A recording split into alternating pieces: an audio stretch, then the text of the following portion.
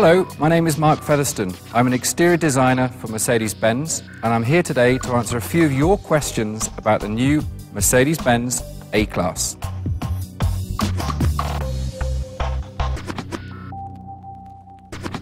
So, a question from Martha Laliotti. Why is the new A-Class so totally different from its predecessor? So Martha, you're right, it is a completely different car from its predecessor. If we look at the front of the car, we have a very different face, a new identity, sporty, low, wide grille. Then we move around the car, we look at the design itself, a much more expressive treatment to the surfaces of the car.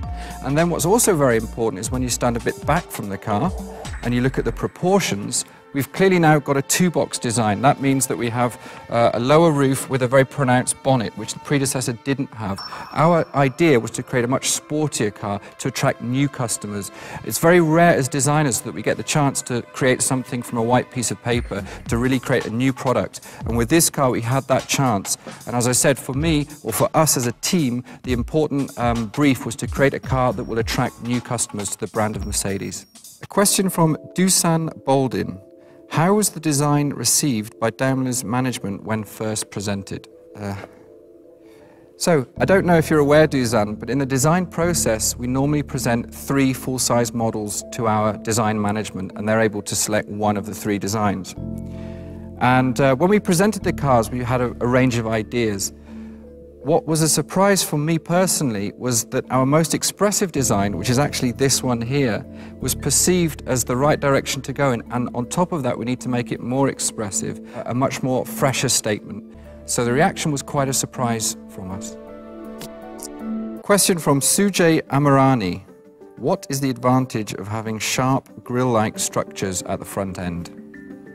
Sujay, I presume by sharp grille-like structures you mean this mesh that we have at the bottom and in the grille.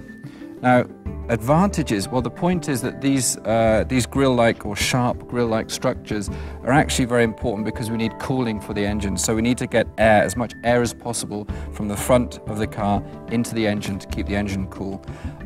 This car here shows the basic grille or mesh that we have in the car, and as an option you'll actually see a more three-dimensional treated grille, which actually has these pins that you've seen already in the concept A-Class, and you'll get this in the top version of this car as an option, where you see these pins, these sort of high gloss, three-dimensional jewellery actually. And the advantage of that for me is not just as a eye-catching feature, but actually that structure allows you, when you walk around the car and you look at the car in the side view, you can see how three-dimensional the surface is. And without that structure, you would see a flat surface. So here, although actually this mesh has shape, it looks flatter. The reality is, when you highlight that with pins, and you look from the side, you can then really see the section of the grille. So not only does it have a function to allow air into the car, but it also has a design function to show how much section we've got in the shape of the car.